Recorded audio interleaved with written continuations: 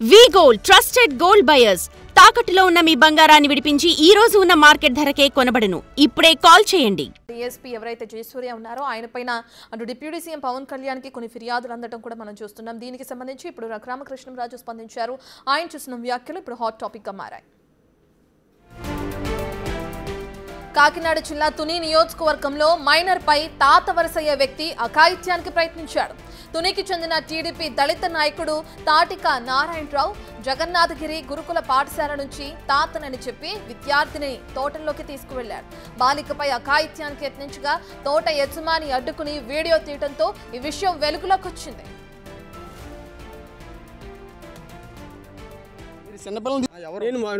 Municipality council నేను ఎక్కడ municipality council నేను మున్సిపాలిటీ కౌన్సిలర్ ఇలా తీసుకొచ్చి తోటలో తీసుకొచ్చి అమ్మాయిని పాడు చేస్తున్నావా? పాడు చేస్తాం మేము. అమ్మాయి బాత్రూమ్ కూర్చుందంటే అమ్మాయి ఏంటి అమ్మాయి చేపట్టుకుంటాను.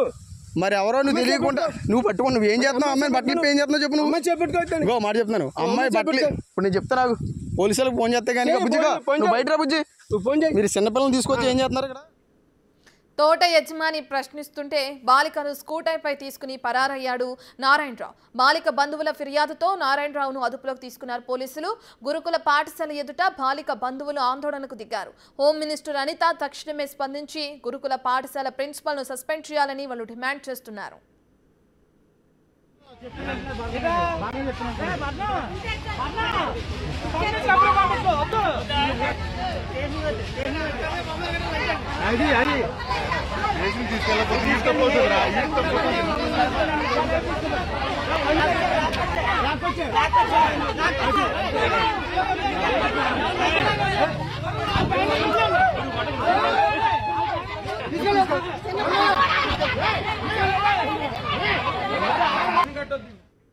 కాకినాడ జిల్లాకు చెందిన వైసీపీ నేతలు మహిళా విభాగం బాధిత కుటుంబాన్ని పరామర్శించారు.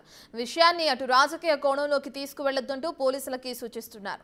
కొత్తగా వచ్చిన టీచర్స్ ఇన్ఛార్జ్ ప్రిన్సిపల్ గా వ్యవహరిస్తున్నారు. పర్మిషన్ కావాలని ఒక లెటర్ వచ్చిందని హౌస్ టీచర్ చెప్పిన తర్వాత బాలికను పంపడానికి అనుమతిచ్చామని ప్రిన్సిపల్ చెప్తున్నారు. తాను ఇక్కడికి కొత్తగా వచ్చానని అయినా సరే వేరే టీచర్లను అడిగానని ఇక అతన్ని వాళ్ళు గుర్తుపట్టడం వల్లే పంపాల్సి వచ్చిందని కూడా తెలిపారు. ఇంజెక్షన్ చేయించుకుని గంటలో తీసుకొస్తామని నిందితుడు చెప్పినట్లు వెల్లడించారు టీచర్.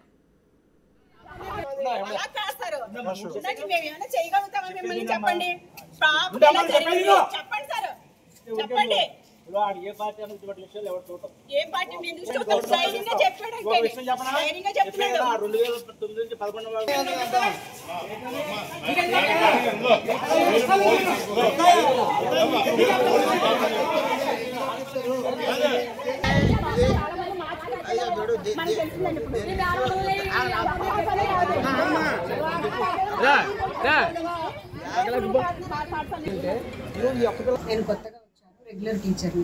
అయితే మా ప్రిన్సిపల్ మేడం వాళ్ళ ఫాదర్ ఐసీలో ఉండడం వల్ల మేడం లీవ్ మీద ఊరెళ్ళారు. సో ఈ 2 రోజులు ఈ 4 రోజులు కూడా స్కూల్ అంటే శనివారం మేడం వెళ్ళారు, రేపు ఉదయానికి వస్తారు. 4 డేస్ కూడా స్కూల్ ఇన్ఛార్జ్ నాకే రాశారు.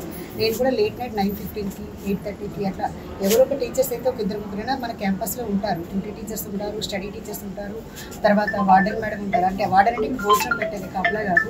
తర్వాత పీటీ మేడం ఉంటారు, అటెండర్ ఉంటారు, అందరూ క్యాంపస్లోనే ఉంటారు. అయితే ఈ మేడం వచ్చేసి ఆ పాపని పంపిస్తాను అని చెప్పేసి అన్నారు. పంపిస్తానంటే అమ్మ పేరెంట్ అని గుర్తుపడతాను, ఎందుకంటే నేను కొత్త కాబట్టి నాకు పేరెంట్స్ ఐడియా ఉండదు కాబట్టి వాళ్ళు మొదటి నుంచి పనిచేస్తున్నారు. వాళ్ళే హౌస్ టీచర్స్, వాళ్ళే కేర్ తీసుకుంటారు. చెప్పండి పర్లేదు. అయితే ఆ మేడం అడిగితే అవునండి గ్రాండ్ ఫాదర్ ఇప్పటికి 4-5 సార్లు అతను వచ్చాడు, మనకి తెలిసిన వ్యక్తి అంటే అప్పుడు ఇంజెక్షన్ చేయించడానికి పంపిస్తానంటే 1 గంట పర్మిషన్ అయితే పంపించాము సార్. నేను ఇక తాత అని చెబుతూ బాలికను తీసుకెళ్లిన నిందితుడిని త్వరలోనే అరెస్టు చేస్తామన్నారు డీఎస్పీ. ఇప్పటికే నిందితుడిపై పోక్సో చట్టం కింద కేసు నమోదు చేశామన్నారు. ఇదే సమయంలో ఇది ఏ పార్టీకి సంబంధించిన ఇష్యూ కాదన్నారు డీఎస్పీ శ్రీహరిరాజు. అవాస్తవాలను ఎవరు ప్రచారం చేస్తున్నా చట్టపరంగా చర్యలు తీసుకుంటామన్నారు డీఎస్పీ. కాకినాడ జిల్లా తుని పట్టణంలో స్కూల్లో చదువుతున్నటువంటి ఒక 13 సంవత్సరాల అమ్మాయిని స్కూల్ నుంచి ఒక వ్యక్తి సుమారు 62 సంవత్సరాల వ్యక్తి మాయమాట చెప్పి స్కూల్లో కూడా గ్రాండ్ ఫాదర్ని నమ్మించి ఆ అమ్మాయిని తీసుకెళ్ళి ఆ అమ్మాయిని తుని అవుట్స్కట్స్లో తీసుకెళ్ళి లైంగికంగా ఎక్స్పోజ్ చేసినట్టుగా మా దృష్టికి వచ్చింది. వచ్చిన వెంటనే అమ్మాయిని ఎగ్జామ్ చేసి అలాగే అమ్మాయి తల్లిని వారిని రప్పించి కేసు నమోదు చేయడం జరిగిందండి పోక్సో చట్టం కింద. పోక్సో చట్టం కింద కూడా ఏవైతే సెక్షన్లు ఉన్నాయో కఠినమైన సెక్షన్ మేడం. ఎందుకంటే అమ్మాయిని ఎవరైనా మైనర్ అమ్మాయిని స్కూల్ నుంచి తీసుకుని వెళ్తే ఆటోమేటిక్ కిడ్నాప్ వస్తుందండి. అలాగే అత్యాచారానికి సంబంధించిన సెక్షన్లు కూడా వస్తాయి. అవన్నీ కూడా కఠినమైన సెక్షన్ల కింద కేసు నమోదు చేయడం జరిగింది. తర్వాత దర్యాప్తు కూడా వేగవంతం చేసామండి. ఈరోజు సాయంకాలం లోపు ఈ వ్యక్తిని కూడా అరెస్ట్ చేసి కోర్టు ముందు ఉంచడానికి ప్రయత్నం చేస్తున్నాం. దీనికి సంబంధించిన పూర్తి సాక్ష్యాధారాలు కూడా సేకరిస్తున్నాం. తర్వాత కొన్ని సోషల్ మీడియా గ్రూపుల్లోనే వేరే చోట పార్టీ పరంగా ఆపాదిస్తున్నారు. ఇది పార్టీ పరమైన ఇష్యూ కాదు. పార్టీ నుంచి ఏ పార్టీ నుంచి కూడా ఎవరు కూడా మా సభ్యుడని చెప్పి ధృవీకరించలేదు. పార్టీల మధ్యన వైషమ్యాలు రెచ్చగొట్టే ప్రయత్నాలు ఎవరైనా స్వప్రయోజనాలు వాడుకుంటే అది కరెక్ట్ కాదు. ఏదైనా ఉద్దేశపూర్వకంగా అలాంటి పని చేస్తే వారి మీద కూడా చర్యలు తీసుకోవడం జరుగుతుంది. అలాగే కొంతమంది తెలుసో తెలియకో అమ్మాయి వీడియో కూడా సర్క్యులేట్ చేస్తున్నారు. అది కూడా కరెక్ట్ కాదు. పోక్సో చట్టం ప్రకారం అది కూడా నేరం. దయచేసి పత్రికా మిత్రులందరూ కూడా ఆ విషయాన్ని గమనించవలసిందిగా కోరుచున్నాను. ఈ కేసులో నారాయణరావు అనే అక్యూజ్ని ఐడెంటిఫై చేసాం. ఆయన అరెస్ట్ చేసిన తర్వాత ఈరోజు సాయంకాలం మరొకసారి మీ ముందుకు వచ్చి ఆ వివరాలు కూడా మీ అందరికీ తెలియపరుస్తాం. కాకినాడ తుని రూరల్ గురుకుల పాఠశాల విద్యార్థిని ఘటనపై స్పందించారు మంత్రి నారా లోకేష్. తాటిక నారాయణరావు చేసిన పని తెలుసుకుని షాక్ గురైనట్లు ఎక్స్ వేదికగా వెల్లడించారు మంత్రి. ఇలాంటి ఘటనలకు పాల్పడేవారు ఎవరైనా ఉక్కుపాదంతో అణిచివేస్తామన్నారు. గురుకుల పాఠశాలలు, సంక్షేమ హాస్టల్స్లో చదువుకునే విద్యార్థినులకు పటిష్టమైన భద్రత కల్పించాల్సిందిగా అధికార యంత్రాంగానికి ఆదేశాలిచ్చారని ఎక్స్లో పేర్కొన్నారు మంత్రి నారా లోకేష్.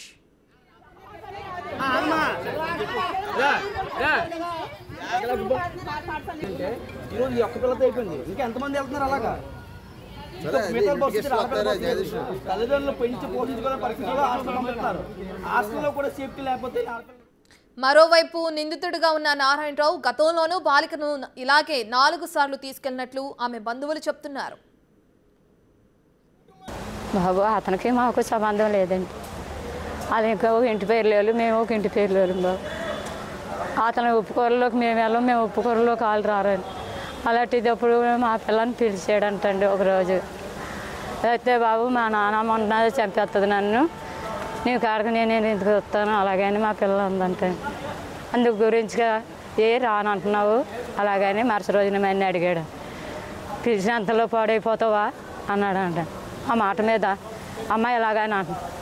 ఆడేవిడ మన తేడానికి అలాగని నేను అనేసి మాట్లాడుకుంటా పిల్లలు నేను లోపల పెట్టుకుంటాను. ఇందులో ఇంకా హాస్టల్ నుంచి వచ్చిందండి. 2-4 రోజులు ఉండి ఏదో వచ్చేసింది. హాస్టల్కి వేసేసిన తర్వాత ఇక్కడికి వచ్చిందంట. ఇక్కడికి వచ్చిన తర్వాత ఆ యదవ మనీ ఇక్కడికి వచ్చాడు. ఆ యదవ వచ్చి ఇలాగా వాళ్ళ తాతనండి నేను సంతకం చేస్తాను ఇవ్వమని అడిగాడు అంట. వాడరా ఆవిడని మేట్రమ్మ గారిని అడిగితే ఆవిడ అన్నదానని అయితే సంతకం చేసేది అప్పుడు నేను దేబెట్టకపోవడం ఏంటంటే వాళ్ళ తాతలు అంటున్నావు దేబెడతాను అలాగని ఆవిడ దేబెట్టిందంట. అది తీసుకోవడం అక్కడికి వెళ్ళిపోయాడు అంటండి సముద్ర పక్కకి. ఆ పిల్లని కొట్టాడు అంటండి. కొట్టి ఆ పలంగా గుడ్ల ఆడే చింపేసాడు అంటండి. చింపేస్తే చర్యగా దాన్ని మాట్లాడుకుంటా ఆ పిల్ల అజయ్ అలాగా కట్టుకొని మాట్లాడుకుంటా మనీ ఆడు బండి ఎక్కమంటే ఎక్కేసి వచ్చేసిందంట. ఇక్కడికి దేబెట్టాడు అంటండి. అప్పుడన్నా ఇప్పుడు ఫోన్ చేయాలి కదండి బాబు, మాకు ఫోన్ చేయలేదండి. అలా 2 ట్రిప్పులు చేసాడు అంటండి. 2 ట్రిప్పులు చేసినప్పుడు అన్న 2 ట్రిప్పులు అమ్మాయి ఇలాగ అంటున్నాడు పలానా అతను ఇలాగ తాత అంట. ఆ తాత ఏ తాత చూసుకోండి. ఇక్కడ రావడం అయితే పిల్లకాడికి ఓ రోజు వాళ్ళ నాన్నమ్మ వచ్చింది. వాళ్ళ నాన్న వాళ్ళ అమ్మ ముగ్గురు ఓ అన్నగారు నలుగురు వస్తున్నారు కానీ మా కాడికి కవులు రాలేదు. అలాంటిదప్పుడు ఈ పిల్లాడు ఎందుకైతే ఎలాగా మాట్లాడుతున్నాడో మరి వచ్చి మీరు చూసుకోండి అని మాకు ఫోన్ చేయాలి కదండి. చేయలేదండి, మాకు తెలియలేదండి. ఈ అందరు కూడా టీవీలకి ఇచ్చేసి ఎలాగ బస్సాలకి ఇచ్చేసి అన్నీ చేసేస్తే మేము ఏం చేయాలండి? అప్పుడు మాట్లాడుకుంటే ఇంక మా అబ్బాయి ఇది అలాగే తండ్రి మాకు తెలియకుండా ఈ మనిషి ఇలా చేసింది, ఈ మనిషి ఎంతమందికి ఎలాగే తార్చుకుంటుందో ఎంతమందికి ఎలాగే పంపుతుందో అలాగని నా గుండు కొట్టుకోను బాబు. నేను రాత్రి ఆయన పట్టుకొని ఆ స్టేషన్కి వేసేస్తే ఆ స్టేషన్ నుంచి ఈ స్టేషన్కి వేసేసారండి బాబు. అని చూడండి అంత కథ నేర్పుతున్నారు వీళ్ళు. ఏం చేయను బాబయ్య, మేము చూస్తే లేని వాళ్ళు మేము అడుక్కొని తిని వాళ్ళమి దాని తాత చూస్తే బండి మీద ఉంటాడండి, ఆడుకుంటాడు, కాళ్ళు లేవు చేతులు లేవు. అలాంటి తాత అంటే వీళ్ళు నమ్మేసి ఆ పిల్లని దేబేడేసారంటే ఇలాగ ఎంతమంది దేబెడతారు చెప్పండి.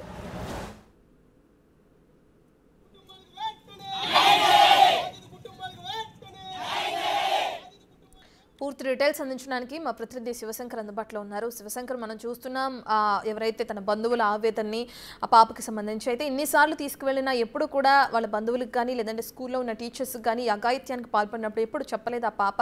అయితే పోలీసుల విచారణ ఎక్కడి వరకు వచ్చింది అనుకోవచ్చు? ప్రస్తుతం చూస్తున్నట్లయితే ఏదైతే గురుకుల పాఠశాలలో విద్యార్థులపై కామాంధుడి దాడికి సంబంధించి ఇప్పటికీ పోలీసు ఇన్వెస్టిగేషన్ అయితే కొనసాగుతుంది.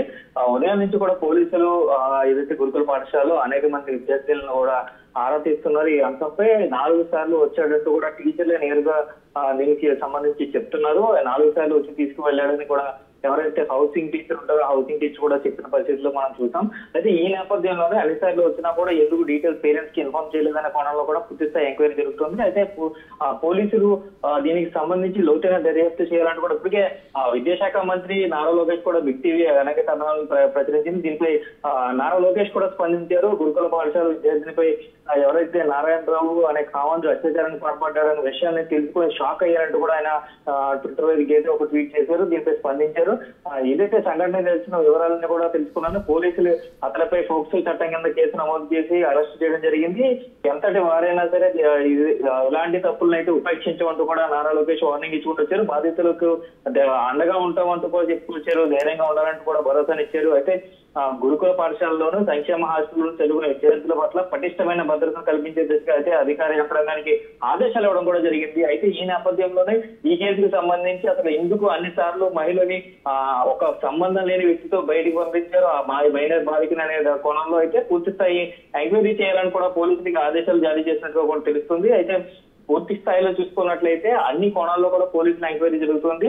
అసలు ఏం జరిగింది ఏంటి అనేది కూడా తెలిసే అవకాశం అయితే ఉంది. అయితే ఈ రోజు సాయంత్రం ఇప్పటికే రిమాండ్కి తరలించేందుకు పోలీసులు అన్ని ఫార్మాలిటీస్ కూడా కంప్లీట్ చేసినట్టుగా కూడా మనకి సమాచారం అందుతుంది. రత్న.